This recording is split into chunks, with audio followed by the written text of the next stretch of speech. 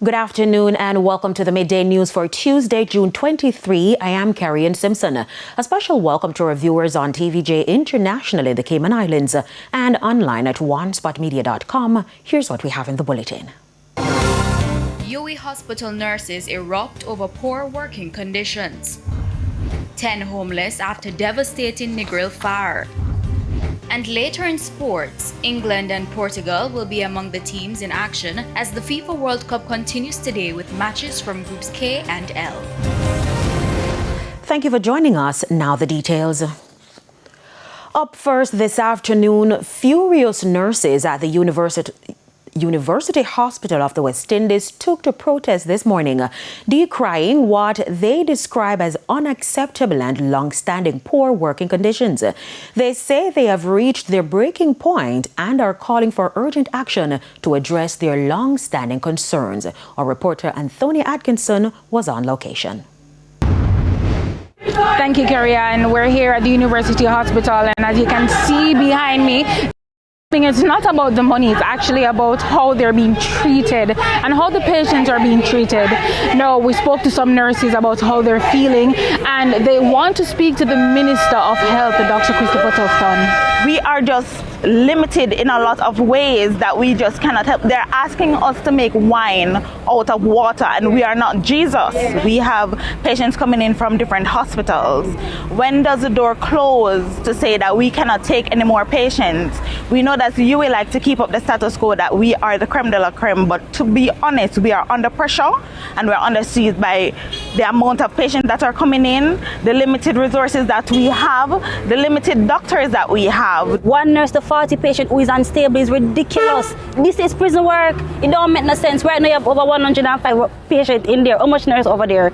9 staff still over there. Them don't go because what? Day shift tired. Last night me work here with how much patient, and when me go, me mash up. We are nurses who care. We want to give the utmost care to the patients. We are not in a position to do that because we don't have the resources. We don't have the bed space. We have to have risk patient come in. We have to put them on the bed at the resuscitation on the dirty floor. Yes. Them not coming with any infection, but after we done the resuscitation, them full of infection. Yeah, that is nastiness. Patient comes in for stroke. The patient need aspirin 325 high dose within that 4-hour time frame.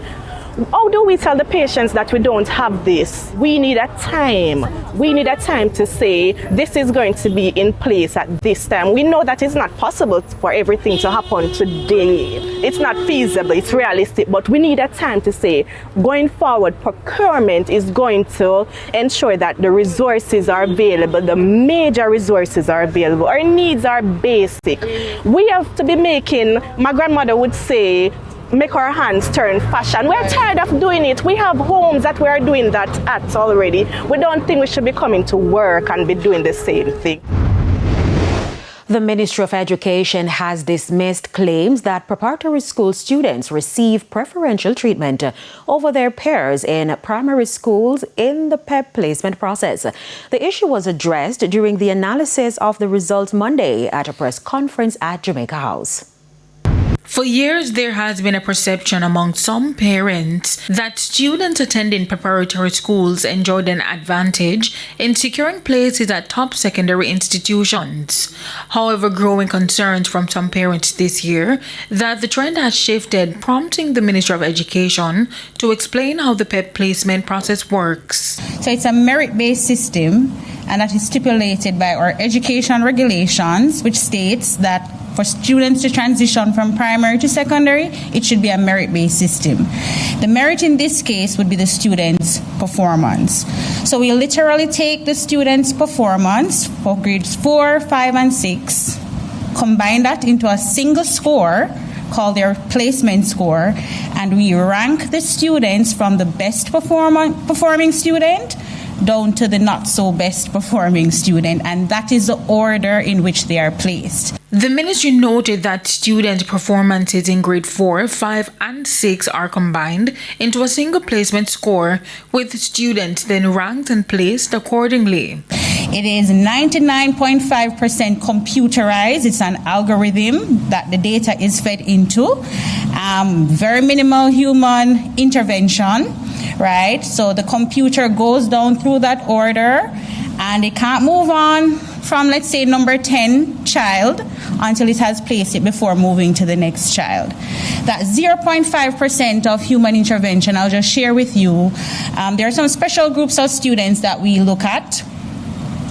If the algorithm gets to the 7 school choices and all the spaces have been filled by the time it gets to that rank, right? And we have also exhausted that proximity list that Minister spoke about earlier. It means the algorithm is unable to place the student. While the vast majority of placements are handed automatically, a small number of cases require manual review, including students who cannot be placed through the algorithm and those with special educational or accessibility needs. But it's a computer algorithm that places 99.5% of our students in the order in which they have performed. Antonia Atkinson, TVJ News. Meanwhile, the Ministry of Education is reminding parents that the grade 4 assessment results are scheduled for this week. There's a lot of attention played on grade 6, and you put all your effort into it, but 4 and 5 matter. All the scores add up together. So we have to spend the time with our children for the 3 years, and the grade 4 results are coming out. The assignment is this week, right? They're doing their assessment. Yes, on Wednesday and Thursday. So we are going to be looking at those numbers and walking with those students all the way to grade 6. And so good luck to all you doing it later this week from grade 4. We still have more exams to deal with this year. Still on education, the University of Technology Students Union says it remains opposed to the proposed tuition increase, warning it could add pressure on students. A council representative confirmed that no agreement was reached following the latest meeting with the university administration. UTech has revised its proposal, lowering the increase from 10% to 9% and suggesting payments be spread across both semesters to ease the impact. Now, the Students' Union has rejected the adjustment, arguing it does not significantly reduce the overall cost burden. The council says it will submit a final counter-proposal and is calling for mediation through the Ministry of Education. The ministry has indicated willingness to facilitate talks after initial contact from both sides. UTech President Dr. Kevin Brown says the university remains open to continued dialogue, noting efforts to balance student concerns with rising operational costs and limited budget allocations while seeking a fair and workable compromise.